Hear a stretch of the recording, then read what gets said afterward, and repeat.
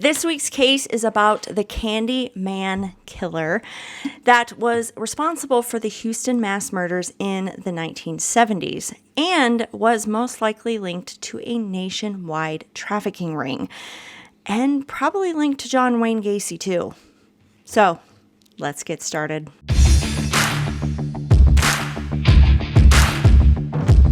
Hello everyone, my name is Brandy and it's time for another true crime case, paranormal story, or mystery with one or more of my fabulous felines.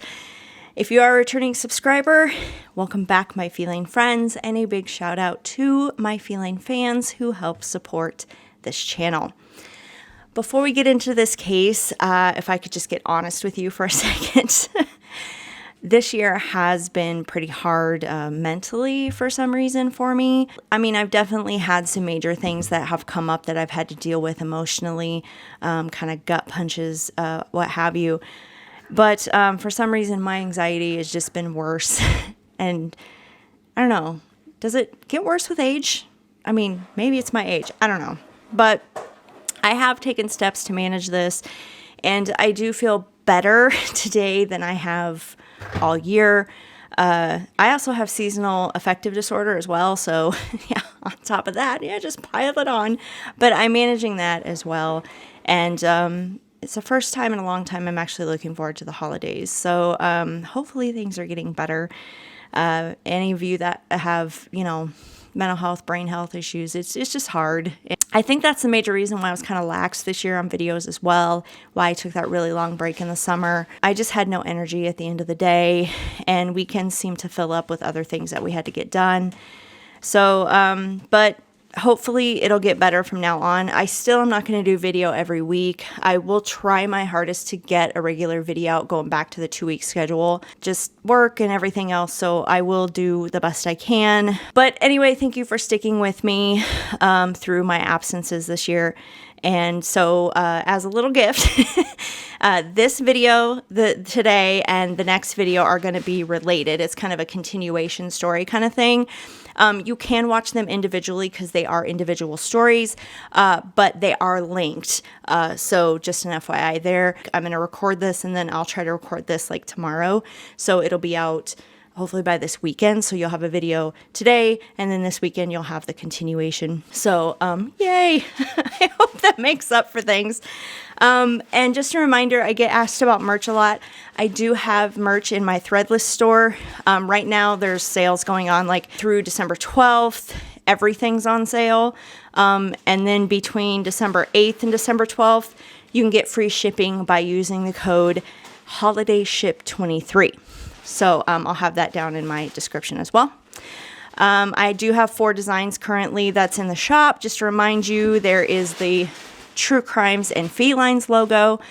There is the Per Evil featuring Black Phillip as the model. There is the Fueled by True Crime Cats and Caffeine featuring Darth Kidius as the model.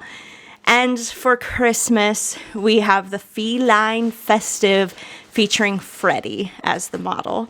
Their shirts, hoodies, coffee mugs, travel mugs, and their stickers. For the Feline Festive, you can get like holiday Christmas cards if you're feeling that. I mean, there's a whole bunch of stuff that I can add to the store, but I just didn't feel like people would want to buy that stuff. That's like mouse pads, notebooks, bags. You can even have like a puzzle. It even sell like leggings. It's ridiculous, but I just didn't think people would want to have that, so I didn't put it. But if you want something like that, just let me know and I can add it to the store. So, but anyway, shameless promotion over. Let's dive into this story today because there is so much to discover here. Content warning. This video is about children being hurt and killed. I'm not going to go into tremendous detail or anything, but if the subject is too sensitive for you, please skip this video, okay? And, all right, let's go. So Dean Arnold Corll was born December 24th, 1939 in Fort Wayne, Indiana. He was the first child born to his parents, and then later they had a second son named Stanley. Now, Dean's father was a very strict disciplinarian, and while his mother was very protective of her sons, he was more, kind of the life is hard, get used to it kind of thing. So this caused the parents to fight on how to raise their children, and the parents would end up getting a divorce in 1946. Now, Dean's father was drafted into the Air Force shortly after their divorce, and he was stationed in Tennessee. So Dean's mother moved to Tennessee also because she wanted the boys to have a father in their life and not, be an absent father. So she kind of followed him. Now, as a child, Dean was shy and somewhat serious. He rarely socialized with other kids, but they did show like he did have compassion, at least at some point, for others. They said one time that a kid kind of tripped and fell on a sidewalk, and he ran over and asked if the kid was okay. And, so when Dean was 7 years old, he suffered from rheumatic fever, which was not properly diagnosed at that time. So he wasn't actually treated for it. Then by 1950, when Dean was 11 years old, the undiagnosed rheumatic fever had actually created a heart murmur in Dean. And so the doctor said that he wasn't allowed to participate in like physical education in school because he was supposed to avoid activities that would make his heart work harder, which is interesting knowing what he was doing later in life. But, again, that was 1950s. The medicine was still kind of, figuring things out. But around this time, when he was 11, Dean's parents actually reconciled and they got remarried to each other, and then they moved to Texas. But the second marriage only lasted 3 years and they again divorced. Same issues. They were torn on how to raise their children. Now, Dean's mother got primary custody in the second divorce, but both boys, again, had regular contact with their father, so their father was in their life. Now, Dean's mother would end up marrying a traveling clock salesman named Jake West. His mother and Jake would end up having a daughter in 1955 and named her Joyce, so now they had a little sister. The family ended up moving to Vidor, Texas, and Dean's mom and stepdad actually started like a small candy company out of their garage. Now, both Dean and his brother Stanley were put to work in the candy business in the garage. They worked long hours, but they still had to go to school and keep up on their studies. The boys were responsible for running the candy machines at night and then packaging the candy so the candy could go out the next morning. Their stepdad, Jake, would then sell the candy on his sales route in Houston. So Dean was in high school by 1954, and he was considered a well-behaved student with average grades, although he was becoming more and more of a loner than he was when he was little. He occasionally dated a few girls. They didn't last long, but his main interest was that he played trombone in the brass band in high school, and that's where his interest lied. Dean graduated from high school in 1958, so the family would then move again to the outskirts of Houston, Texas, since that's where the majority of their candy sales were, so they were just going to be closer to Houston. They ended up opening a candy shop called the Pecan Prince. In 1960, Dean's mother asked Dean to actually go move in with his widowed grandmother to help her out. So his grandfather had died. The grandmother was on her own. So Dean was like, sure, I'll go help out grandma. And he actually moved to Indiana because that's where his grandmother lived. So while he was there helping out his grandmother, he got a job and he just kind of was doing his own thing. He did end up meeting a local woman there, and the two became pretty close. I mean, closer than he'd ever had a relationship with anybody else. In 1962, the woman apparently got tired of waiting for Dean to pop the question, so she then asked him to marry her. Dean would reject the proposal, and he would immediately move back to Texas, stating that the candy business was growing, so he needed to go help out with that. So Dean ended up moving back to Texas, started working at his family's candy company again, and he actually moved into the apartment above the candy store. In 1963, Dean's mother and stepdad Jake's marriage were deteriorating, and they did end up getting a divorce that year. Due to Dean's mother's experience now in the candy business, she would open up her own shop and name it the Corll Candy Company. And this was in direct competition with Pecan Prince, which is his former stepdad's company. Dean was appointed vice president of the Corll Candy Company, and his younger brother Stanley was appointed secretary-treasurer. The president of the company was, of course, Dean's mother. So at 24 years old, Dean began his new role as vice president, and he watched over the employees of the candy shop. That same year that happened, 1963, one of the male teenage employees that worked at the candy shop complained to Dean's mother that Dean made a sexual advance towards him. In response to this allegation, Dean's mother just fired the male teenager, and nothing more was said about it. In 1964, Dean was drafted into the Army. He was to train as a radio repairman and be permanently assigned in Fort Hood, Texas. During the time that Dean was in the Army, he was an upstanding soldier. He followed all the rules. He did what was asked of him.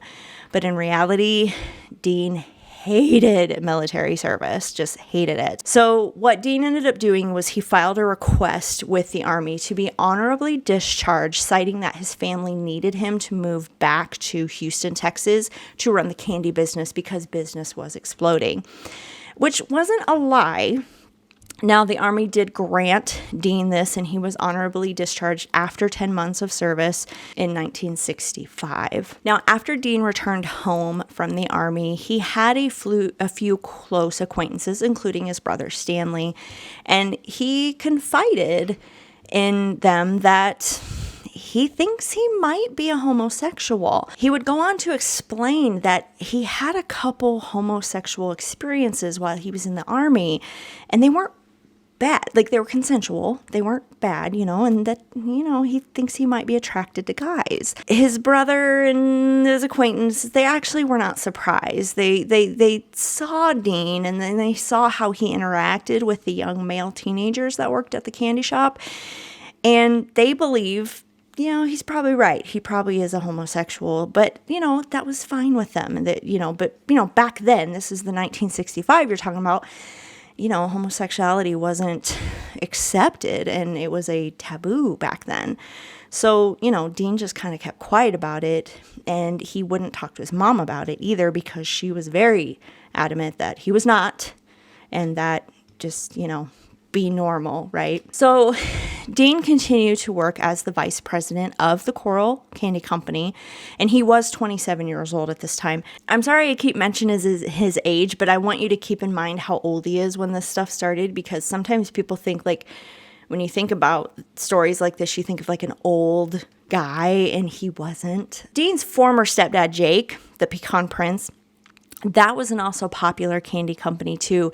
And so the Pecan Prince and the Corll Candy Company, like I said, they were just button heads with competition. And so it was, it was really fierce. And so, they always wanted to outdo this former stepdad, right? So Dean put a lot of hours into the candy business to satisfy the increasing demand and trying to just outsell the Pecan Prince. And it paid off. The company actually grew a lot, and they actually needed a lot more space. So they found another building, and they moved into that building to satisfy that bigger need of space, which happened to be directly across the street from an elementary school. Now, Dean became well known to the kids that went to this school for giving out free candy to the children, but he especially gave out a lot of candy to teenage boys. This is when Dean got the nickname of the Candy Man, and some also called him the Pied Piper because that was a story then too. But the Candy Man is what stuck the most.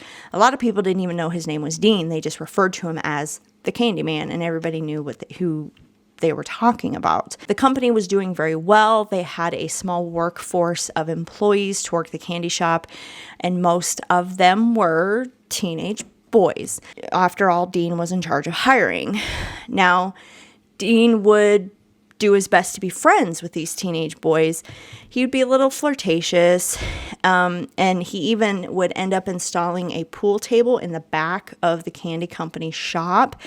So after work, all the teenage boys would stick around and hang out with Dean and play pool and everything. In doing so, Dean became close with a few of the teenage boys. They were friends. Now, one boy in particular was a 12-year-old named David Brooks, and they became friends in 1967.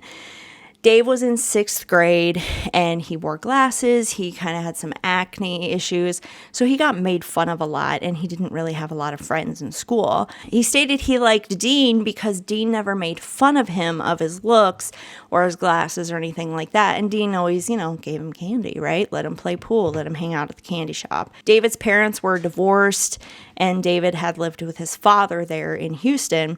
His mother had lived a little over an hour away. So David would start hanging out with Dean a lot, and said Dean was kind of like this second father figure because his father worked a lot and was never really home. So he'd hang out with Dean. And there were times that David would even go along with Dean when Dean made trips down to South Texas, to the beach and stuff. And he would take others too, but David was usually one of the boys that went along. By 1968, Dean's mother had remarried again to a marine merchant. The new stepdad had a big issue with Dean and how Dean was hanging out with these young boys. So one day, the stepdad approached Dean's mother and told her that he believed that Dean had homosexual tendencies because he was not at all interested in any female that looked his way, didn't seem to date at all, and he hung out with a lot of young boys, and he saw kind of the flirtatious and all that stuff. Well, let's just say Dean's mother probably knew this by now, right? She was just in denial, probably because of the time. Well, Dean's mother became so angry at the new stepdad that she filed for divorce, kicked him out of the house, and went, adios, you don't say that stuff about my son. She actually then went and dissolved the candy company altogether, and then she moved to Colorado with Dean's half-sister. It was a, whoop, I'm gone, we're not doing this. I mean, that's some serious denial there, right, kids? So, now, we believe that Dean's mother thought, when she said she was moving to Colorado, that Dean would come with her, because Stanley went as well. But Dean would come with her, and then they'd kind of be away from these accusations and stuff like that. But Dean said, oh no, I'm going to stay here in Houston. And because you dissolved the candy company, I'll just get another job somewhere else. So although Dean and his mother talked regularly after she moved to Colorado, that was the last time that she saw Dean, is the day she moved in 1968. So the candy company is now closed, and Pecan Prince kind of takes over the area, all because of the new stepdad's thoughts on the thing. It's just hilarious how they just close all this down. Though there all were rumors that the candy company was failing to make any money at this point, and so that was just going to be an excuse for Dean's mother to walk away from it. So Dean ended up taking a job as an electrician because he had experience in that from the Army at the Houston Lighting and Power Company, and he was testing relay systems was his job. Now, Dean's, teenage friends were getting older at this point. They were becoming older teenagers. They were no over 12 to 14. Now they're looking at 16 to 18. And so candy was no longer working as to entice them to come hang out with him. So he upped his game, and he started offering marijuana, alcohol, and huffing paint, because apparently that was a thing in the late 60s, early 70s. And then, everybody had moved to Colorado, and so Dean had no family in the area anymore. And now that he had no immediate family around him, something horrible and sinister kind of boiled in him, and he began to say, hey, I can actually act on these urges now. And that's when things started getting bad. By 1969, Dean would start urging David, who was 14 by then, to allow Dean to perform oral sex on him. And then if David allowed him to do that, then Dean would turn around and start giving cash and gifts to David as a thank you. In 1970, when David was 15, he did end up dropping out of high school. His mother was not pleased by this, and he made David move in with her, which was 85 miles away. However, David would have visitation with his father, and while he was in Houston, David would regularly visit Dean as well, and sometimes even stay over at Dean's apartment. David would later state that Dean was a father figure to him, like we thought, and that he looked at Dean's apartment as a second home, regardless of the extra stuff that was going on between them. So here's where it starts getting bad. In September of 1970, a young man named Jeffrey Conan had vanished. Jeffrey was hitchhiking, trying to get to his family home. It was ultimately determined by police that Dean likely offered Jeffrey a ride, and that's when Jeffrey was never seen again. Jeffrey's body would be found years later in 1973 at High Island Beach. He had died of strangulation, so he was murdered, but let's not jump ahead. So not too long after Jeffrey's disappearance, David was visiting with his father, and he had come to Dean's apartment unannounced, and he actually caught Dean in the middle of assaulting two young boys. The boys were actually tied down to a 4-poster bed, and obviously they were not consenting to anything. Dean told David to leave, and for his silence, he would, get him something. So David accepted the offer to keep his mouth shut, and Dean would end up buying David a green Chevy Corvette. Yeah, so now the gifts are very expensive at this point. So, of course, David kept his mouth shut. Dean would later admit to David that he ended up killing those two boys that David saw him with, and that he buried them in a boat shed that Dean was renting at the time.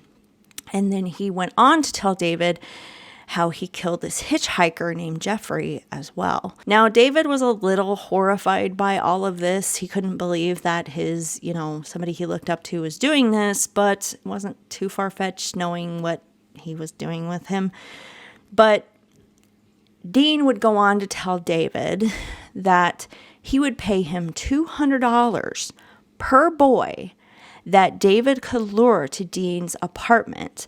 Now, this is back in 1970, right? So $200 in today's money is $1,500. David came from a very poor family, so this was huge. So David thought about it and figured he needed the money more than anything.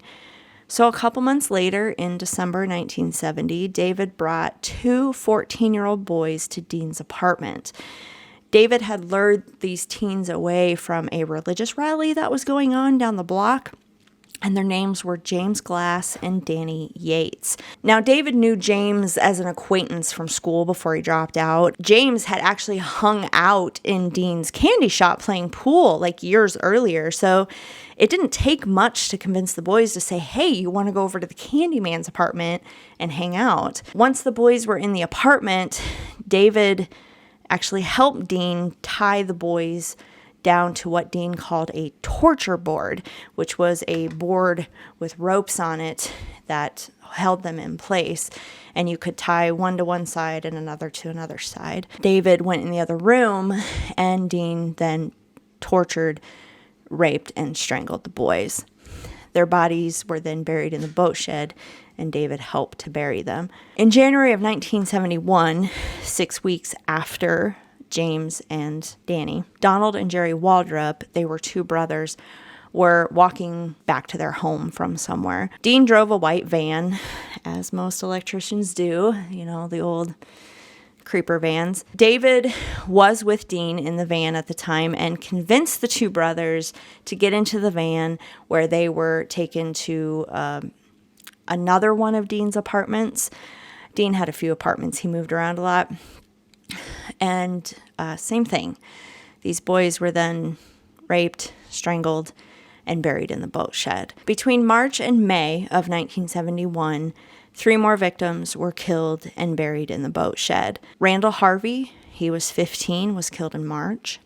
David Hillegeist, who was 13, and Gregory Winkle, who was 16, were abducted and killed together. In August of 1971, David encountered 17-year-old Reuben Harvey, who again was an acquaintance that he knew around the neighborhood. David told Reuben to come to a party at Dean's apartment, and Reuben agreed. Reuben was taken to yet another apartment that Dean had, and where he was assaulted and killed. In September of 1971, Dean had moved to another apartment, and David helped Dean abduct 2 young boys right after they got Dean moved in. One of the boys was killed almost immediately within a couple hours of the abduction, but the other boy was kept alive for 4 days before he was finally killed. Dean had this accomplice, David, this whole time, but Dean was about to get another accomplice as well. Prior to dropping out of high school, David had met this other boy named Elmer Wayne Henley Jr., who went by Wayne. Wayne was actually a very good student when he was younger, but things at home weren't the best. Wayne's father was an alcoholic who regularly beat his wife and children, and he had several brothers in the house. Wayne's mother finally had enough and filed for divorce in 1970. Now, Wayne was affected by his parents' divorce negatively, and his grades just quickly declined. And of course, with no father in the house to bring in money, the family became very, very destitute and poor. Wayne and David actually became friends before they dropped out of high school, because they would regularly start skipping school together and then ended up dropping out of school together. But Wayne became aware that, David was spending a lot of time with this older guy named Dean, who was also known as the Candyman, because he had been to the Candyman shop before. So in the winter of 1971, David had actually taken Wayne to Dean's apartment. David admitted that Wayne was intended to be Dean's next victim, but for some reason, Dean decided not to follow through with this one, but instead recruit Wayne for an accomplice. While he was spending time there with David, and Dean would kind of go off alone sometimes, Wayne suspected that Dean was maybe a homosexual and something was going on there. Wayne did eventually learn from David of David and Dean's relationship, but, just figured David was doing it for the cash and gifts and really didn't think anything more of it. Both of these boys were poor, from poor families, so Wayne just figured David was using Dean for the money and gifts, Just, you got to do what you got to do sometimes, right? So Dean would actually start testing Wayne's loyalty by sending him and David out to rob places, whether they were residences or even like businesses. When the theft was completed, and if they weren't caught, Dean would give Wayne cash or let him keep whatever he stole for helping him rob the place. One day, Dean sat Wayne down and told them that he was involved in more than just organized theft, that Dean was part of an organization out of Dallas, Texas, that recruited boys for a sex slavery ring. Dean then offered Wayne the same fee he was paying David, that he said, if you bring me a boy, I will pay you $200 per boy that you bring me. Wayne ignored Dean's offer at first. He was like, no, I don't think so. But by early 1972, Wayne's family was in a dire financial situation, and so Wayne felt he had no choice but to take Dean up on his offer. And Wayne was only 15 years old at this point as well, so, Dean certainly groomed him well. Dean and Wayne drove around town until they spotted an intended victim. Wayne lured the teenager into the van with promises of marijuana, alcohol, party, what have you.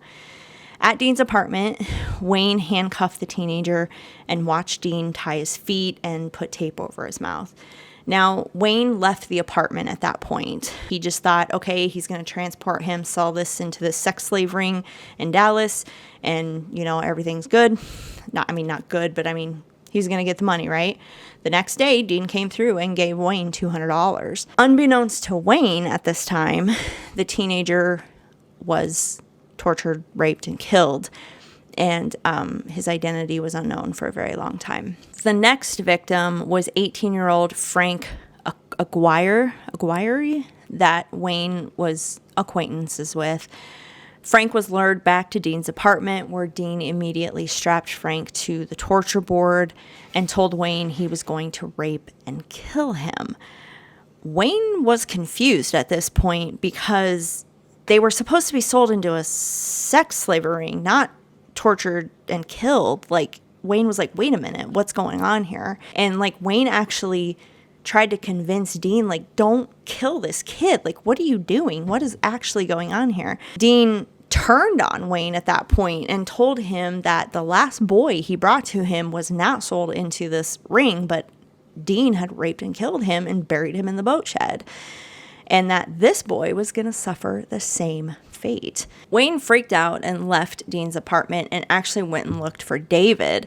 And when he found David, he's like, dude, Dean's doing this. What the hell is going on? David admitted to Wayne that, no, this is what I've been giving boys to him. And he goes, I'm not sure if this sex slavery thing is real or not, but all the boys I've brought to him, he's actually end up killing. It's for Dean. It's not for the ring. David then went on to tell Wayne about the, known victims that David helped with. When David spoke of David Hillegeist, one of the boys that Dean killed in 1971, Wayne was shocked. See, Wayne was actually friends with David Hillegeist and even helped look for him and the other missing boy at the time and helped put up flyers and comforted David's mother. So Wayne was a little perturbed at this point. Sorry, I had to turn my light on because it was getting a little yellow in here. So it probably looks a little evil in here right now. But again, I have to do my setup, so I'm sorry for interrupting this. But anyway. Okay, so despite this revelation that David was telling Wayne, for some reason, kept helping Dean. Wayne was trying to help his mom, who is divorced. He was getting very little child support from the father. Wayne also had 3 brothers, and besides himself. So, money was really tight. You just, until you're in the situation, I'm not trying to stand up for Wayne, but I'm just saying, until you're in the situation, he did what he was doing. Now, so Dean, David, and Wayne would actually come up with a game to essentially detain their victims easier, and it was called the handcuff game. David or Wayne would handcuff themselves with a real pair of handcuffs, and then they would, do a trick to get out of them, which essentially has somebody else unlocking it for them and going, ta-da, Anyway, then they would ask the victim, do you want to try this trick? We'll show you how to do it. The victim would handcuff themselves, and then they're easily detained, right? Because they were real handcuffs. They used this trick often, and this will come up later as well. However, between February and June 4th of 1973, there was a cease in activity and there were no known victims. This is most likely due to the fact that Dean was suffering from what's called hydrocele, which is the accumulation of fluid around a testicle. This can swell and can be very painful, so hence the cease in activity. But by July of 1973, David and Wayne were actually trying to get away from Dean. Their conscience was getting the best of them, and they were scared at this point. So Dean had been talking up this sex slavery ring out of Dallas for years now, and how people would actually come and get them at Dean's word if they were to go against him or if something was to happen to Dean or anything. And by this time, David, who was 18 years old, had knocked up his girlfriend and married his girlfriend, so he was scared to death that Dean was going to come and hurt his family. Wayne attempted to enlist in the military to get away from Dean, but his application was rejected because he was a high school dropout. Wayne would end up saying that he really felt he couldn't leave anyway because Dean had showed way too much interest in one of his younger brothers. And if Wayne left, Dean would go after him and have no problem getting him, since Wayne's mother thought very highly of Dean for being a good father figure to her son. Obviously, Wayne's mother had no idea the monster Dean really was. She regularly invited Dean over to dinner with her family, so Wayne continued to help Dean out of fear or for the money, or both. You can decide that one. Since David just was married, apparently Dean let him have a break, and Wayne helped Dean abduct 3 more boys by the beginning of August. But everything suddenly came to a stop at the end of summer. Okay, I adjusted the light again, so hopefully it's a little bit better. On August 8th, 1973, Wayne brought Dean a potential victim, and his name was Timothy Corll, and he was 19 years old. Now, by this time, Dean was renting a house, and they had come over to the house, and, Wayne was expecting the usual, but before Dean pounced, I guess you could say, he was hungry. So he sent Wayne and Timothy off to go get some food and bring it back. When the boys returned, there was an extra person in tow. It was 15-year-old Rhonda Williams. When Wayne and Timothy had actually gone out to get the food, Wayne heard screams coming from Rhonda's home, which was across the street from the food place. And he knew her, so he was kind of like, what is going on over there? She had come running out of the house, and she was limping on a sprained ankle, and she had just been beaten by her father, which was, I guess, a usual thing because her father was an alcoholic. So Wayne told her to just get in the car and come with them. They were going to Dean's house. So she did. Dean was actually furious that Rhonda was there. He pulled Wayne into a private room and told Wayne that he just ruined everything. That, there was a girl here, how could he, what have you. However, to Timothy and Rhonda, Dean stayed calm and, hey, yeah, you're welcome to party, whatever you want to do. Offered them alcohol, marijuana, and had plenty of paint, spray cans to huff paint for. So the teens, including Wayne, indulged in partying, and Dean acted like he was partying, but he really wasn't. And all the teens had actually passed out by the early morning hours. Suddenly, Wayne was jolted awake by Dean pushing him onto his stomach and handcuffing his hands behind his back. His ankles were also taped together, and Dean had tape over his mouth so he couldn't scream. When Wayne looked around, he saw that both Timothy and Rhonda had been bound and gagged as well, but Timothy had actually been stripped of all his clothes. Wayne struggled, and Dean removed the tape from his mouth and yelled at him that he blew it by bringing a girl into the house and he was going to kill all of them. And he waved his .22 pistol in the air. Wayne pleaded with Dean, and he stated, look, I promise I will participate in whatever you want to do. Just don't kill me. Dean didn't believe him. But Wayne said after 30 minutes of negotiating with Dean then had an idea and said, I'm going to put Rhonda on one side of the board on her back, and I'm going to put Timothy on the other side of the board on his stomach. And you are going to rape Rhonda while I rape Timothy. Wayne agreed, and so Dean untied him. Then handed Wayne a knife and said, you are to cut all the clothes off of Rhonda. So Rhonda and Timothy were tied to the board, and Wayne started cutting the clothes off of Rhonda. They were both awake at this time, of course, because of everything going on. Timothy was screaming from whatever Dean was doing to him on that side of the board. Wayne had removed the gag from Rhonda because, Timothy was screaming and didn't have a gag in anyway. And Rhonda was scared, but all she said was, is this for real? And all Wayne could do was nod. And then she said, what are you going to do about it? Wayne said he kind of woke up from his zombie state and was like, I can't let this happen. So Wayne had noticed that Dean had set his pistol down on the side table of the nightstand because Dean himself had stripped down naked to torture Timothy.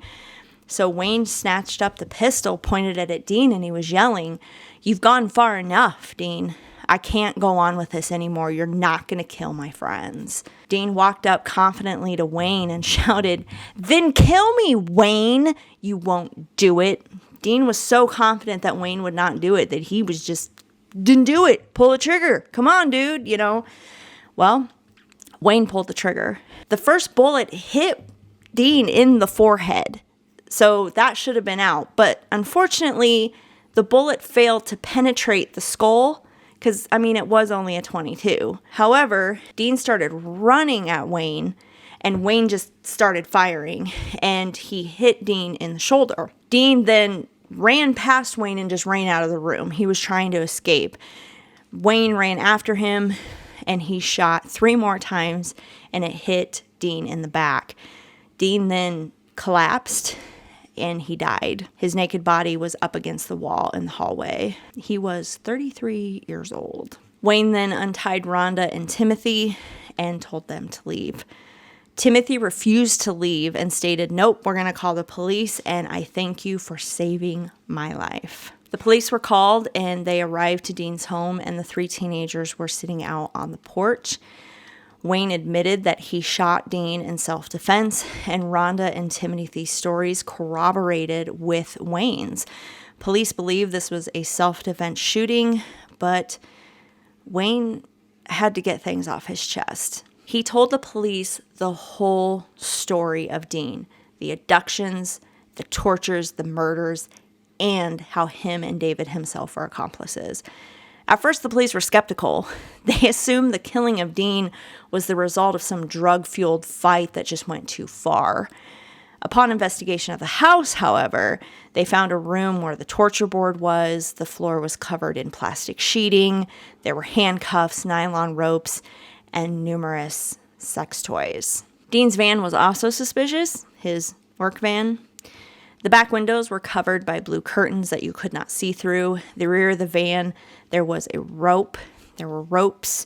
There were rugs with reddish-brown stains, a wooden crate with holes drilled into it, and several strands of human hair throughout the van. Wayne told police where the bodies were buried that he knew of. He said there's 17 in the boat shed, 6 buried on the beach, and 4 thrown in the lake. There was no DNA back then, so dental records had to be used, and then if the bodies still had clothes on them, they used that to try to, what were the clothes that the victims were wearing when they disappeared. So most of the victims could be identified, but there were several that were not. The morning of August 9th, David showed up at the police station, and he denied any participation in any of the murders, abductions, anything. But he admitted he knew that Dean killed 2 boys in 1970 because Dean told him that. However, by that evening, after Wayne had his full confession and all these details were coming up truth, David admitted to helping with the abductions and witnessing some of the murders from the other room.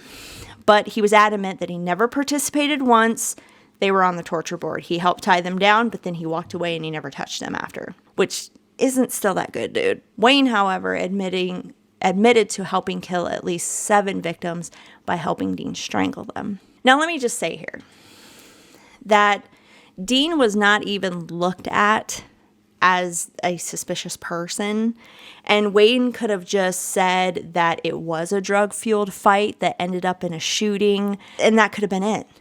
Because at first the cops thought Wayne was telling some sensational story about this good guy Dean, this Candyman dude, until they found the first body in the boat shed.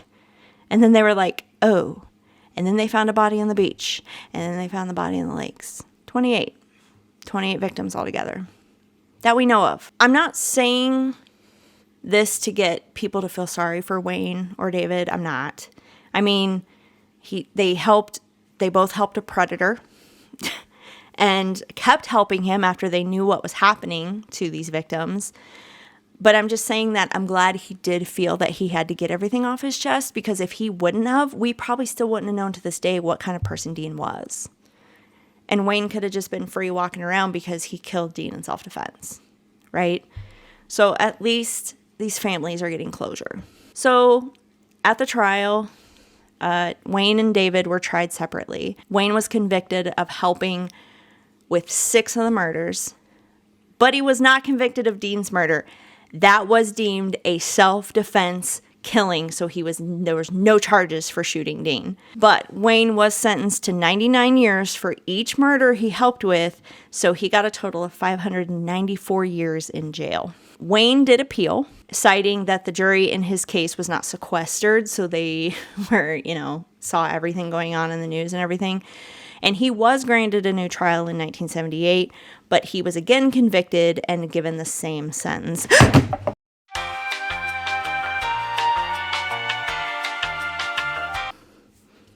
Sorry about that. Freddie, had to nudge up against the camera and knock it over. Anyway, what I was saying was in his 1978 trial, he was again convicted, got the 99-year term, so his sentence ended up being the same. For David, he was only charged with helping with one of the murders because he helped bury the body, and he did get life in prison for that. He also appealed, but his appeal was just dismissed. Wayne is serving his life sentence in Texas, and his next eligible parole date is October 2025. His parole applications since 1980s have all been denied. So I don't know if he'll get this in 2025 either. David actually died in prison of COVID in 2020 at the age of 65. So there's 28 known victims in this case, but Dean could have been killing before recruiting Wayne and David. So the true count is actually unknown. 42 boys vanished from the Houston area between 1970 and 1973 when Dean was active in this area. Former employees of the Corll Candy Company said that Dean did a lot of digging in 1968. This is when the company closed and they were kind of, just getting rid of the candy and stuff and closing down the company. That in 1968, he was doing a lot of digging, like out back of the shop. And he said that he was actually burying spoiled candy to avoid like an insect infestation instead of, throwing away, letting a garbage haul it away. But then he ended up cementing a floor over where he was digging in. And of course, that floor was never dug up. We have no idea if there's bodies under there or not. Dean also kept rolls of plastic in his car when he worked for the candy company and in his residences. Why would you keep it in your car in residence, when you were at the candy company working? Along with the nylon ropes that were found in his room when he died and everything. And he did this since 1967. So Dean most likely began his killing spree much earlier than 1970. Who knows how many more there are. Okay, so I know there's some questions here of things I've said in the video because I had the same one. So that's why I'm saying it in all the end, right? Okay, so the sex ring. So Dean mentioned there was a sex ring out of Dallas, Texas, right? And David and Wayne didn't know if this was true because, one, they didn't meet anybody from the sex ring and they never saw Dean have any correspondence with anybody from the sex ring. And obviously Dean didn't, any boys that Dean was brought, he killed them himself. So it's not like they were sold into a sex ring. So they didn't even know if it was true or not. But here's the kicker. In August of 1973, the same month Dean was killed, a Dallas investigators uncovered a nationwide homosexual procurement ring operated by a man named John David Norman. Now, the police seized a card filing system containing 10,000 names of individuals subscribed to this sex ring network and the personal details of numerous teenage boys that were exploited in this trafficking ring. In 1975, 4 men were charged with sexual abuse of a child. During this investigation, authorities uncovered a large cache of pictures and videos of young boys. Now, 11 of the boys identified in the pictures were Dean's known victims. This investigation was also linked to this Dallas nationwide ring. So according to the Postal Service, they tracked one video and it showed, because, there was no internet back then, right? So things were sent over U.S. mail. They tracked this video through the U.S. mail, and it was distributed as far as Sweden and Austria. I don't have to tell you it was on the video, right? You know it was on the video? Okay. So these people were distributing pictures and videos through the mail far and wide outside of the U.S. A lot of it was in the U.S., but it was going outside the U.S. as well. So this was a big, big network. Here's the aggravating part of this. Police have no conclusive evidence that Dean solicited any of his victims using this network, mostly because Wayne and David, they wouldn't have known if Wayne and David wouldn't have said anything. But Wayne and David stated that the victims that they helped Dean get were always like opportunistic. It wasn't like, oh, I'm going to make a call and get a victim, right? So they went out and they went on the street and grabbed these boys.